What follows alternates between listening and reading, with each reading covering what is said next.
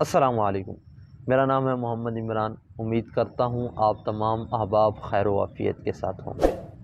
آج ہم بات کریں گے سابق کرکٹر اور موجودہ عظیم انسان خالد لطیف صاحب کے بارے میں کہ آپ کو حال ہی میں 12 سال کی قید ہالینڈ کی حکومت نے سنائی ہے۔ جرم کیا ہے؟ جرم آقائے نبی کریم صلی اللہ علیہ وسلم سے وفا ہے۔ جرم آقائے نبی کریم صلی اللہ علیہ وآلہ وسلم سے محبت اور عشق ہے کہ ایک بدبخت حضور نبی کریم صلی اللہ علیہ وسلم کی شان میں گستاخانہ خاک شائع کرانے کا ایک بہت بڑا مقابلہ رکھتا ہے تو پوری دنیا میں اس کی مذمت کی جاتی ہے، لیکن خالد لطیف صاحب اٹھتے ہیں 2018 میں تو آپ نے اس کے سر کی قیمت پاکستانی 30 لاکھ روپیہ لگائی۔ جب آپ سے پوچھا گیا کہ آپ نے یہ قیمت کیوں لگائی تو آپ نے کہا کہ میرے پاس ٹوٹل جمع پونجی یہی تھی، جو میرے پاس دولت تھی وہ ساری میں نے اعلان کر دی۔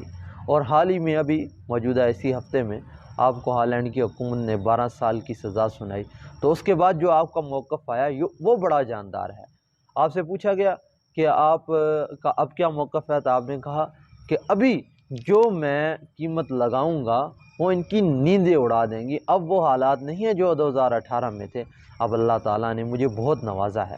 تو یقین جانیں آج سے پہلے خالد لطیف صاحب کو میں بالکل نہیں جانتا تھا۔ مجھے ان کو جاننے کی یہ سعادت ان کی حضور نبی کریم صلی اللہ علیہ وسلم سے محبت اور عشق کی وجہ سے یوں ہوئی ہے۔ یقین جانیں کہ جب بندہ حضور نبی کریم صلی اللہ علیہ وسلم کی غلامی میں آ جاتا ہے تو ہر کوئی اسے جان جاتا ہے۔ دیکھیں آپ اندازہ لگائیں کہ حضرت بلال رضی اللہ تعالیٰ عنہ حبشے کے رہنے والے، آپ کو حضور نبی کریم صلی اللہ علیہ وسلم کی جب غلامی ملی تو سیدنا بلال رضی اللہ تعالیٰ عنہ بن گئے۔ حضرت ابوبکر، عمر، عثمان و علی رضی اللہ تعالیٰ عنہ اجمعین جیسی عظیم شخصیات بھی آپ کا احترام کرتی تھی۔ وجہ کیا تھی؟ حضور نبی کریم صلی اللہ علیہ وسلم سے محبت تھی۔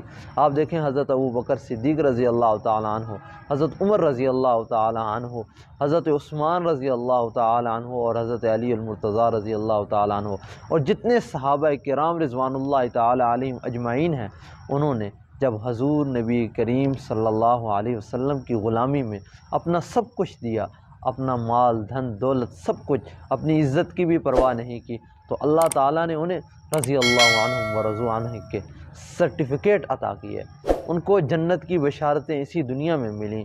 تو اسی طرح موجودہ دور میں آپ دیکھ لیں کہ جن لوگوں نے حضور نبی کریم صلی اللہ علیہ وسلم کی عزت پر پہرے دیے ہیں، جنہوں نے حضور نبی کریم صلی اللہ علیہ وسلم کی گستاخ کو انجام تک پہنچایا ہے، تو ان کو اللہ تعالیٰ نے کتنی عزتوں سے نوازا ہے، ہم سوچ نہیں سکتے کہ یہ دنیا ہی ان کے لیے جنت بن گئی ہے، دنیا میں ان کی کوئی اور حسرت ہی نہیں رہتی۔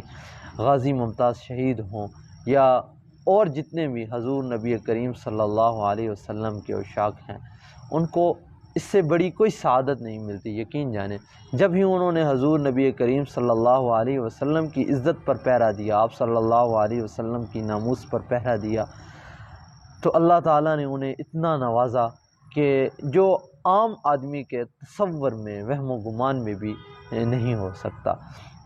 علماء کہتے ہیں کہ جو آدمی حضور نبی کریم صلی اللہ علیہ وسلم کی ناموس کے لیے اٹھتا ہے تو اس کی پشت پر حضور نبی کریم صلی اللہ علیہ وسلم کا ہاتھ ہوتا ہے، یعنی برکتیں، رحمتیں اس کا مقدر ہوتی ہیں۔